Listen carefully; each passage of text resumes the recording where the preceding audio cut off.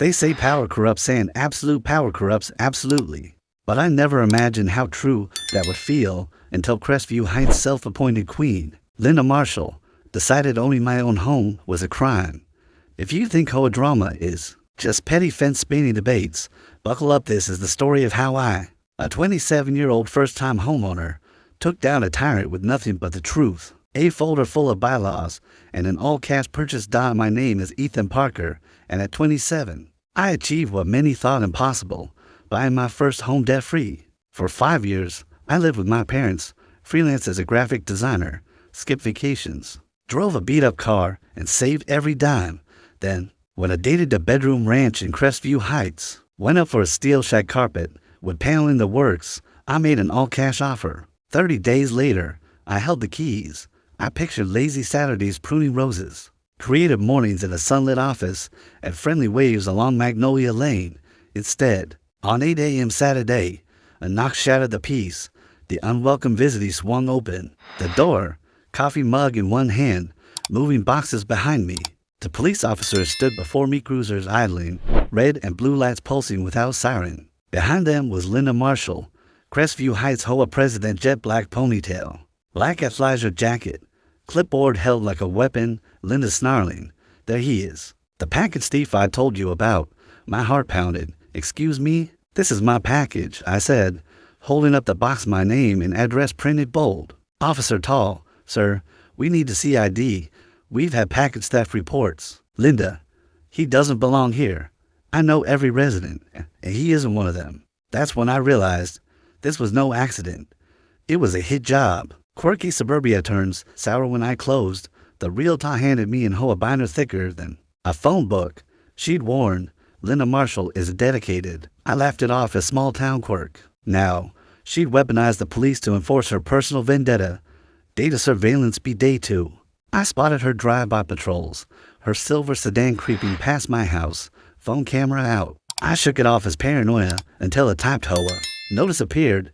Notice, personal property visible from street greater than 24 hours. Fine $100.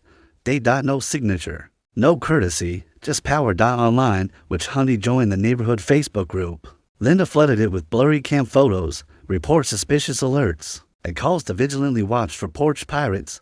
I never imagined I'd be the suspect. Vlog style. Ambush. 3 days later, my package arrived. Custom mugs with my initials. I retrieved it, and as I turned, Linda sprinted across the lawn, filming me like a hermit crab for her true crime vlog. "Linda, I've got you now." "Package thief, me, I live here.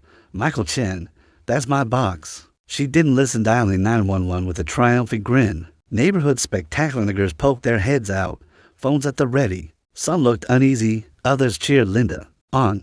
She crowed, "This is why we stay vigilant. ID check and doorbell proof." When officers arrived, I calmly produced my driver's license and doorbell cam footage. Delivery, porch, me retrieving it. The shorter officer watched the clear video and declared, "He's telling the truth." Linda's jaw dropped. Neighbor testimony. An older neighbor stepped forward. "Karen, you're wrong. I saw the Patterson cell and introduced Michael. He's the new owner." My relief was palpable as the officers apologized. Karen's defeat. Linda flared one last time. "I know the Pattersons wouldn't sell to someone like him." But the officers warned her, false report equals crime. Harassment equals crime. With that, she stormed off, door slamming so hard her wreath bounced. Community support neighbors gathered on my porch. Cookies, apologies, Karen's stories. 3 days later, an emergency HOA meeting was called on security concerns. Attendance was record-breaking. The bombshell footage at the meeting. The vice president played security cam video. Karen swiping packages from porches 3 times. Her theft plot to install a surveillance system for her brother-in-law's profit was exposed. The room erupted. HOA coup vote was 6-1. Karen was out as HOA president for abuse of power. The HOA pressed mail theft charges federal felony, up to 5 years prison.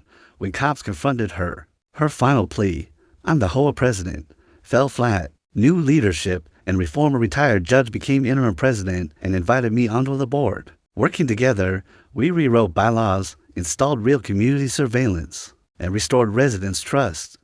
Linda's sentence in court. Karen faced fraud, embezzlement of HOA funds, impersonation, and harassment. She received 2 years prison, $75,000, restitution, and a lifetime ban from HOA leadership. Epilogue: Me home once battleground is now sanctuary. I park at will. No eviction notices in sight.